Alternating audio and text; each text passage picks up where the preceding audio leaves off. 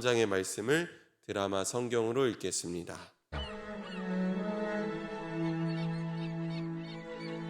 형제 사랑하기를 계속하고 손님 대접하기를 잊지 말라. 이로써 부지 중에 천사들을 대접한 이들이 있었느니라. 너희도 함께 갇힌 것 같이 갇힌 자를 생각하고 너희도 몸을 가졌은즉 학대받는 자를 생각하라. 모든 사람은 결혼을 귀히 여기고 침소를 더럽히지 않게 하라. 음행하는 자들과 간음하는 자들을 하나님이 심판하시리라. 돈을 사랑하지 말고 있는 바를 족한 줄로 알라. 그가 친히 말씀하시기를 내가 결코 너희를 버리지 아니하고 너희를 떠나지 아니하리라 하셨느니라. 그러므로 우리가 담대히 말하되 주는 나를 돕는 이시니 내가 무서워하지 아니하겠노라. 사람이 내게 어찌하리요 하노라. 하나님의 말씀을 너희에게 일러주고 너희를 인도하던 자들을 생각하며 그들의 행실의 결말을 주의하여 보고 그들의 믿음을 본받으라. 예수 그리스도는 어제나 오늘이나 영원토록 동일하시니라. 여러 가지 다른 교훈에 끌리지 말라. 마음은 은혜로서 굳게함이 아름답고 음식으로서 할 것이 아니니 음식으로 말미암아 행한 자는 유익을 얻지 못하였느니라. 우리에게 제단이 있는데 장막에서 섬기는 자들은 그 제단에서 먹을 권한이 없나니 이는 죄를 위한 짐승의 피는 대제사장이 가지고 성소에 들어가고 그 육체는 영문 밖에서 불사름이라. 그러므로 예수도 자기 피로써 백성을 거룩하게 하려고 성문 밖에서 고난을 받으셨느니라. 그런즉 우리도 그의 치욕을 짊어지고 영문 밖으로 그에게 나아가자. 우리가 여기에는 영구한 도성이 없으므로 장차 올 것을 찾나니 그러므로 우리는 예수로 말미암아 항상 찬송의 제사를 하나님께 드리자. 이는 그 이름을 증언하는 입술의 열매니라. 오직 선을 행함과 서로 나누어 주기를 잊지 말라. 하나님은 이 같은 제사를 기뻐하시느니라. 너희를 인도하는 자들에게 순종하고 복종하라. 그들은 너희 영혼을 위하여 경성하기를 자신들이 청산할 자인 것 같이 하느니라. 그들로 하여금 즐거움으로 이것을 하게 하고 근심으로 하게 하지 말라. 그렇지 않으면 너희에게 유익이 없느니라. 우리를 위하여 기도하라. 우리가 모든 일에 선하게 행하려 하므로 우리에게 선한 양심이 있는 줄을 확신하노니 내가 더 속히 너희에게 돌아가기 위하여 너희가 기도하기를 더욱 원하노라. 양들의 큰 목자이신 우리 주 예수를 영원한 언약의 피로 죽은 자 가운데서 이끌어내신 평강의 하나님이 모든 선한 일에 너희를 온전하게 하사 자기 뜻을 행하게 하시고 그 앞에 즐거운 것을 예수 그리스도로 말미암아 우리 가운데서 이루시기를 원하노라. 영광이 그에게 세세 무궁토록 있을지어다. 아멘. 형제들아, 내가 너희를 권하노니 권면의 말을 용납하라. 내가 간단히 너희에게 썼느니라. 우리 형제 디모데가 놓인 것을 너희가 알라. 그가 속히 오면 내가 그와 함께 가서 너희를 보리라. 너희를 인도하는 자들과 및 모든 성도들에게 문안하라. 이달리아에서 온 자들도 너희에게 문안하느니라. 은혜가 너희 모든 사람에게 있을지어다. 아멘. 참 좋으신 주님의 은총과 평화가 예배드리는 모든 분들 가운데 함께 하시기를 주님의 이름으로 간절히 축원합니다. 오늘은 성문 밖으로 나아가라 라는 제목으로 말씀을 나누고자 합니다. 믿음이란 무엇인가 라고 여러분에게 질문한다면 그 질문에 여러분 바로 답을 하실 수 있으시겠습니까? 많은 사람들이 예수 믿는다고 하는 게 그저 교회만 잘 다니면 된다라고 생각했던 때가 있었습니다. 그런데 코로나를 겪으면서 교회를 갈 수조차 없는 상황이 되자 사람들은 깊은 혼란에 빠졌습니다. 교회를 가지 않는다면 내 신앙이 괜찮은 걸까?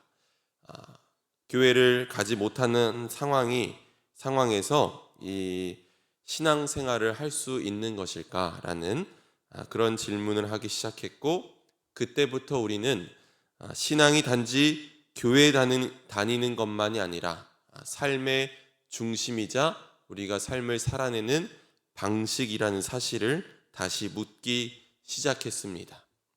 신앙을 가지고 산다는 것은 과연 무엇일까요? 우리는 저마다 삶 속에서 답을 찾고 또 여전히 질문하며 살아가고 있습니다. 그런데 놀랍게도 이런 질문은 오늘 우리만 했던 것은 아닙니다.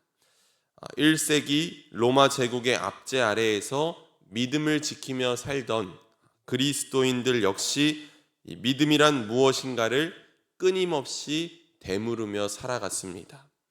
당시 로마 제국 치하에서 믿음을 지킨다는 것은 목숨을 걸어야만 가능한 일이었습니다.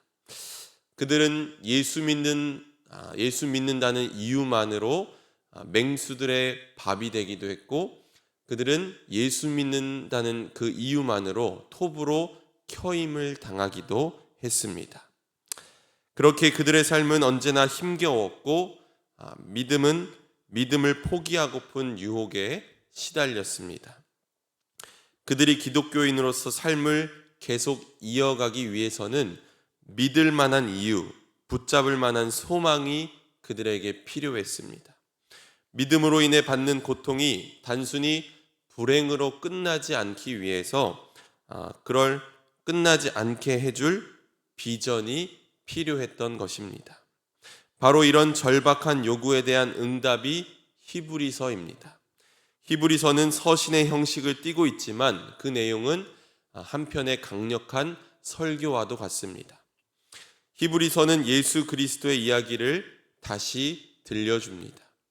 현실의 고통 속에서 신앙의 흔들림을 느끼던 이 믿음의 동료들에게 포기하지 말고 끝까지 붙들라고 권면하고 있습니다. 히브리서가 우리에게 들려주는 예수 그리스도는 단지 우리의 죄를 대속한 대속자로만 머물지 않습니다. 그분은 하늘 보좌에서 내려오신 우리가 선자리로 내려오신 분이십니다. 그리고 우리와 같은 시험과 고난의 삶을 살아가셨습니다. 그러나 실패하는 우리와 달리 그분은 이 고난을 통해 순종을 배우셨고 또 그 순종을 토대로 모두를 위한 구원의 길을 여셨습니다. 그래서 히브리서 기자는 예수님을 앞서 달려가신 분, 우리의 믿음의 선구자로 소개하고 있습니다. 예수 그리스도는 우리가 걸어가야 할 길을 이미 걸어가신 분이신 줄로 믿습니다. 예수 그리스도의 순종이 우리의 희망이 되었고 예수 그리스도의 승리가 우리의 길이 된 줄로 믿습니다. 결국 히브리서는 흔들림 앞에 선 이들에게 이렇게 말합니다. 믿음의 주요 온전하게 하시는 이인 예수를 바라보자. 아멘. 선구자이신 그리스도를 바라보며 어떤 어려움과 시련이 있을지라도 믿음의 길에서 벗어나지 말 것을 권면하고 있습니다. 그런데 이 말씀은 오늘을 살아가는 우리에게도 동일하게 주어집니다. 그리고 오늘 마지막 13장은 이렇게 묻습니다. 과연 우리의 믿음은 일상 속에서 어떻게 드러나야 하는가? 우리의 믿음은 삶 속에서 어떻게 드러나야 하는가? 이것을 묻고 있습니다. 오늘 이 물음 앞에 우리의 믿음을 다시금 비춰보고자 합니다. 믿음이 삶에서 드러나기 위해서 가장 먼저 해야 할 것은 사랑을 실천하는 일입니다. 1절 말씀에서도 말하고 있습니다. 형제 사랑하기를 계속하고, 형제를 사랑하라는 말이 우리에게 너무나도 익숙해져서 그 의미를 깊이 새기지 못할 때가 많이 있습니다. 하지만 이것이야말로 기독교의 진정한 핵심 원리입니다. 여기서 형제를 뜻하는 헬라어 아델포스는 자궁을 뜻하는 델피스라는 단어에서 나온 말입니다. 즉 한 태에서 난 사람들이 형제 자매라는 것입니다. 하늘에 계신 하나님을 아버지로 고백하는 사람들, 예수 그리스도를 구주라고 고백하는 우리는 서로를 하나님의 생명 안에서 태어난 형제 자매로 받아들여야 합니다. 형제라고 하면 저는 사도행전의 말씀이 떠오릅니다. 사도행전 9장에 보면 예수를 박해하던 바울이 다마스쿠스로 가던 도중 주님을 만난 이야기가 나옵니다. 주님을 한산 가운데 만난 사울은 사흘 동안 앞을 보지 못하고 먹지도 마시지도 못했습니다. 그때 하나님께서는 아나니아라고 하는 예수의 제자에게 말씀하십니다. 가서 사울을 찾아가라 라고 명령하십니다. 예수를 믿고 따르는 이들을 박해하던 사울에게 가라는 그 명령을 받은 아나니아는 망설였지만 말씀에 순종하며 그를 찾아갑니다. 아나니아는 바울을 찾아가서 이렇게 말합니다. 형제 사울이여, 그대가 오는 도중에 그대에게 나타나신 주 예수께서 나를 보내셨소. 자신을 박해하고 그리스도인들을 핍박했던 바울을 아나니아가 형제라고 부를 수 있었던 이유는 단 하나입니다. 그리스도께서 둘 사이에 담을 허무셨기 때문입니다. 이런 극적인 변화는 그리스도의 사랑이 얼마나 큰 능력이 있는지를 보여줍니다. 오늘 우리는 그리스도를 믿는다고 말하지만 내 마음에 드는 사람만 형제 자매로 여길 때가 많습니다. 자신이 갖고 있는 취향이나 정치적 입장이 비슷한 사람들과만 만나고 또 소통하려고 하고, 의견이 다른 사람은 대화조차 시도하지 않을 때가 많습니다. 그러나 진정한 믿음은 그런 경계를 넘어섭니다. 그리스도를 믿는다는 것은 내 안의 편견을 깨뜨리고 서로 다른 사람을 형제 자매로 받아들일 용기를 갖는 것입니다. 또한 형제를 사랑하는 것은 구체적으로 드러나야 합니다. 그 예가 2절 말씀처럼 나그네를 대접하는 일입니다. 당시 초대교회 교인들은 박해받는 것이 일상이었습니다. 그래서 기독교로 개종한 유대인들은 회당에서 쫓겨나기도 했고, 또 박해를 피해 삶의 터전을 떠나는 그리스도인들이 많이 있었습니다. 바로 그런 이들을 대접해주고 보살펴주는 것이야말로 사랑의 실천임을 권면하고 있습니다. 요즘 세상처럼 낯선 일을 환대하기 어려운 이 세상에서 이 말씀은 우리에게 더욱더 큰 도전이 됩니다. 또한 믿음의 실천은 사랑을 넘어서 거룩함의 영역으로 이어집니다. 히브리서 기자는 4절 말씀에서 결혼을 귀하게 여기며 잠자리를 더럽히는 것은 하나님의 심판을 자초하는 일이라고 엄중하게 말하고 있습니다. 또 5절에서는 돈을 사랑하지 않고 지금 가지고 있는 것으로 만족하는 삶을 살라고 말합니다. 즉, 믿음이 삶 속에서 드러나려면 세속적인 욕망에 휩쓸리지 않아야 한다는 것입니다. 욕망은 언제나 우리로 하여금 자기 중심적으로 만듭니다. 더 많이 가지려는 욕망은 이웃의 필요를 보지 못하게 만듭니다. 여기에는 사랑이 개입할 여지가 없습니다. 욕망이 내 삶의 중심이 될 때 사랑을 실천하기가 어렵습니다. 그렇게 우리는 욕망을 거스르는 훈련을 해야 합니다. 어느 목사님은 욕망을 거스르는 가지치기를 해야 한다고 말씀하시더라고요. 나의 영적 생활을 방해하는 모든 욕망들, 말씀 묵상과 또 기도의 시간을 빼앗는 습관들, 심지어 관계적인 것도 나의 영적 생활을 방해한다면 과감하게 잘라내야 한다는 것입니다. 오늘 우리 신앙생활에서 우리를 방해하는 것들을 과감하게 잘라내시기 바랍니다.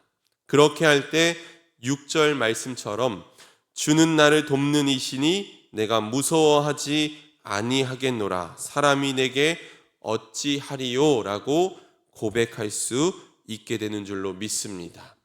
믿음을 삶으로 증언하며 사는 이들은 사람을 두려워하지 않습니다. 눈앞에 닥친 문제나 염려와 근심들을 두려워하지 않습니다. 왜냐하면 그 중심에 주님이 함께 하시기 때문입니다.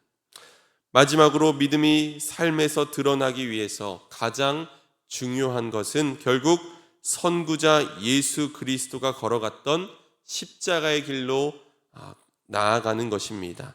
우리 12절 말씀을 함께 읽도록 하겠습니다. 12절 말씀입니다. 함께 읽습니다. 시작. 그러므로 예수도 자기 피로써 백성을 거룩하게 하려고 성문 밖에서 고난을 받으셨느니라. 아멘. 유대교의 제사에서는 대제사장이 희생 제물을 성문 밖에서 잡아 바쳤습니다. 하지만 예수님은 짐승이 아니라 자기 자신을 희생 제물로 바치셨습니다. 그분의 피로 백성을 거룩하게 하신 것입니다. 이것이 바로 십자가의 길입니다. 십자가는 자기를 바쳐 남을 살리는 것입니다. 오늘 우리가 사는 세상은 누군가 고통을 당하고 어려움을 당해도 나만 아니면 된다는 식의 욕망을 갖고 사는 이들이 넘쳐나는 세상입니다. 이런 세상에서 십자가는 어리석고 미련해 보입니다. 하지만 십자가가 아니고서는 이런 세상을 고칠 수 없습니다. 히브리서 기자는 여기에 한 가지 더 권면하고 있습니다. 13절 말씀, 그런즉 우리도 그의 치욕을 짊어지고 영문 밖으로 그에게 나아가자. 이것은 우리에게 주어진 초대의 말씀입니다. 예수님이 걸어가신 그 길, 그분이 당하신 치욕과 고난을 오늘 우리도 짊어지라는 것입니다. 믿음이란 바로 그 치욕을 함께 짊어지는 용기입니다. 이 도전의 말씀 앞에서 오늘 우리의 믿음을 돌아보길 원합니다. 우리는 작은 비난에도 쉽게 상처받고 누군가의 말 한마디에 쉽게 무너져 버립니다. 혹여나 수치를 당하지는 않을까 두려워하면서 살아갑니다. 그러면서도 우리는 여전히 비루한 욕망의 벌판에서 허우적대며 성문 밖으로 나아가지 않습니다. 교회 안에서만 지내고 내 마음에 맞는 사람들과만 어울리며 이 정도면 내 믿음이 꽤 괜찮다고 자부하며 살아갑니다. 오늘 우리의 믿음이 더 성숙해지려면 비난과 수치를 두려워해서는 안 됩니다. 사람들의 칭찬이 아니라 하나님의 인정을 구하며 나아가시기 바랍니다. 하나님의 뜻을 따르다가 모욕을 받거든 여러분 기뻐하시기 바랍니다. 그리고 주님이 걸어가신 성문 밖으로 나아가시기 바랍니다. 여전히 이 세상에는 성문 밖에서 구원의 손길을 기다리는 이들이 많이 있습니다. 사랑하는 성도 여러분, 믿음이란 결국 선구자 예수 그리스도를 따라서 성문 밖으로 나아가는 일입니다. 주님께서 십자가를 지신 그 자리, 사람들의 비난과 조롱이 쏟아진 그곳이 바로 구원의 길이 시작된 자리였습니다. 우리는 여전히 편안한 자리에서 믿음을 지키려 하지만 주님은 우리를 불편한 자리로, 익숙하지 않은 자리로 부르고 계십니다. 성문 밖 상처와 눈물이 있는 그곳이 바로 우리가 설 자리이기 때문입니다. 믿음은 익숙한 자리를 떠날 때 비로소 빛이 납니다. 사랑을 실천하고 그리스도가 받은 치욕을 짊어지고 또 십자가의 길을 걸을 때 비로소 우리는 주님을 닮아갈 수 있는 줄로 믿습니다. 그 길은 좁고 험하지만 그 길이야말로 바로 생명의 길이며 우리의 믿음이 당도해야 할 자리입니다. 오늘도 여전히 우리를 부르시는 주님의 그 부르심에 응답하며 성문 밖으로 나아가는 저와 여러분이 되기를 간절히 축원합니다. 믿음의 용기를 가지고 십자가의 길로 담대히 나아가는 저와 여러분이 되기를 주님의 이름으로 간절히 축원합니다. 아멘. 함께 기도하겠습니다. 자비로우신 하나님 아버지, 오늘 말씀을 통해서 우리에게 믿음의 길이 무엇인지 다시금 깨닫게 하시니 감사합니다. 우리는 믿음을 말로만 고백할 때가 너무도 많았습니다. 주님을 믿는다고 말하면서도 여전히 익숙함과 편안함을 붙들고 살았습니다. 그러나 오늘 주님은 우리를 성문 밖으로 상처와 눈물, 고통이 있는 그 자리로 부르시는 줄로 믿습니다. 부르심에 믿음으로 응답하며 나아가는 저희들 되게 하여 주옵소서. 무엇보다 형제자매를 사랑하게 하시고 낯선 이들을 환대하며 세속의 욕망을 거스르고 거룩함을 지키며 살게 하여 주옵소서. 눈에 보이는 것보다 말씀을 붙들게 하시고 사람의 인정보다 하나님의 인정을 구하며 살게 하여 주옵소서. 주님, 십자가의 길을 걸으신 예수님처럼 우리도 기꺼이 자신을 내어주는 삶을 살게 하여 주옵소서. 주님이 받으신 치욕을 짊어질 수 있는 용기를 허락하시고 비난을 두려워하지 않고 손해를 피하지 않으며 고난의 자리에서도 주님이 나의 돕는 이심을 고백하며 나아가게 하여 주옵소서. 무엇보다 오늘 익숙한 자리에서 머물던 우리를 일으켜 주님이 계신 성문 밖으로 나아가게 하여 주옵소서. 그 길 끝에서 부활의 영광을 보게 하여 주시고 또 우리의 믿음이 말이 아니라 삶으로 드러나게 하여 주옵소서. 오늘 이 예배 가운데 구별하여 귀한 예물 드립니다. 감사 헌금으로 또 1,000번째 헌금으로 하나님께 예물 드리오니 마음과 정성을 다해 드린 예물 받아주시고 또 기도의 제목도 함께 올려드리오니 하나님 기도의 제목 가운데 역사하시고 응답하여 주시옵소서. 세상 흔들려도 주님의 팔에 안기어 평안을 누리며 살게 하여 주시고 또 주님께서 오늘도 우리와 동행하여 주셔서 주 안에서 참된 기쁨을 누리며 살게 하여 주옵소서.